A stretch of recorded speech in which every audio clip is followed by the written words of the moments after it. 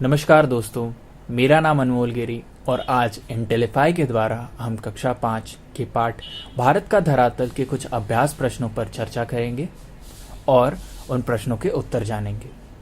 तो पाठ के शीर्षक भारत का धरातल से हमें यह ज्ञात होता है कि हम इस पाठ में बात करेंगे भारत के अलग अलग तल रूपों के बारे में और तल रूप के कुछ उदाहरण है पहाड़, रेगिस्तान, तटीय इलाका, पठार।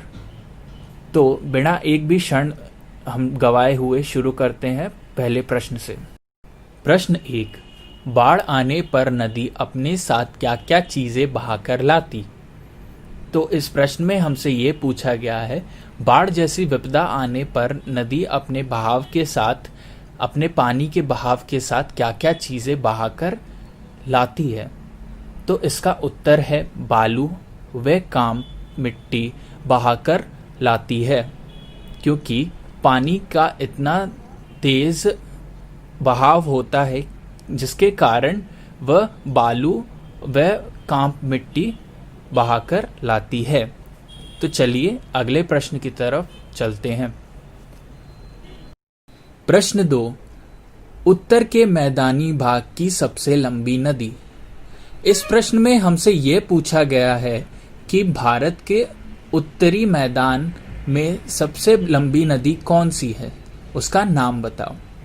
तो इसका उत्तर है गंगा नदी। गंगा नदी गंगोत्री से शुरू होकर कानपुर, इलाहाबाद, वाराणसी, पटना के रास्ते कलकत्ता पार करते हुए बंगाल की खाड़ी में जा मिलती है, जैसा कि हम इस चित्र के माध्यम से देख सकते हैं। और गंगा को काफी लोग पूजते भी हैं। तो चलिए अगले प्रश्न की तरफ चलते हैं। प्रश्न 3, उत्तर के मैदानी भाग की सबसे छोटी नदी। इस प्रश्न में हमसे भारत के उत्तरी मैदान यानी कि भारत के उत्तरी भाग की सबसे छोटी नदी का नाम पूछा गया है। तो उसका उत्तर है शारदा यानी कि काली नदी। और काली नदी यानी कि शारदा बस 350 किलोमीटर लंबी ही है। तो चलिए अगले प्रश्न की तरफ चलते हैं। प्रश्न 4, मैदान में नदियों के कारण बसे 5 शहर। तो इस प्रश्न में हमसे 5 शहरों के नाम पूछे गए हैं जो नदियों के कारण बसे हैं। जैसा कि हम सबको पता है, जहाँ जल है वहाँ जीवन है, इसलिए इंसानों ने नदियों के किनारे शहर बनाने शुरू किए। तो हमें भारत के कुछ ऐसे 5 शहरों के नाम बताने हैं जो नदियों के कारण ही वहाँ स्थित हैं। तो उत्तर है दिल्ली, आगरा, कानपुर, इलाहाबाद और वाराणसी। चलिए अगले प्रश्न की तरफ चलते हैं।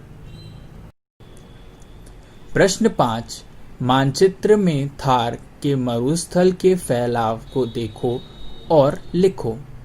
इस प्रश्न में हमें थार कहाँ स्थित है, थार रेगिस्तान कहाँ स्थित है, उसको देखकर हमें उत्तर बताने हैं जो आगे पूछे गए हैं।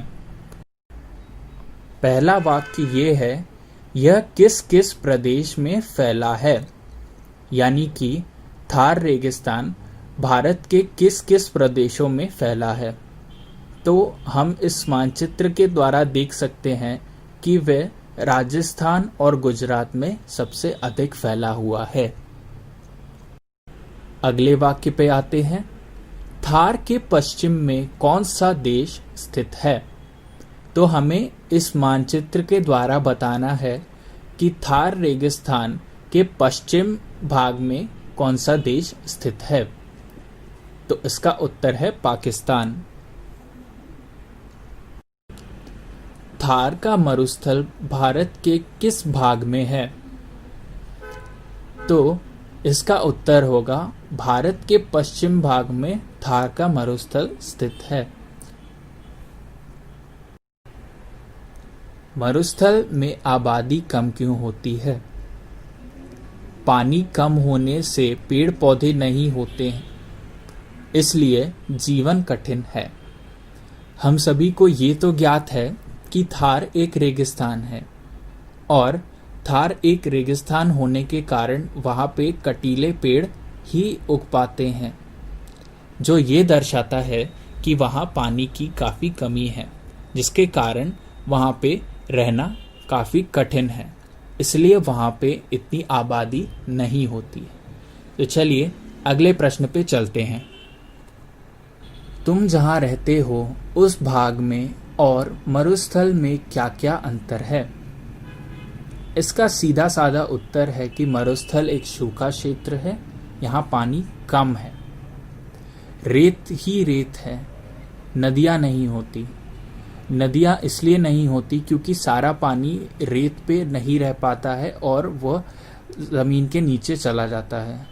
खुश्क क्षेत्र नहीं है, यानी कि वहाँ खुश्क क्षेत्र भी नहीं है, आबादी नहीं के बराबर है।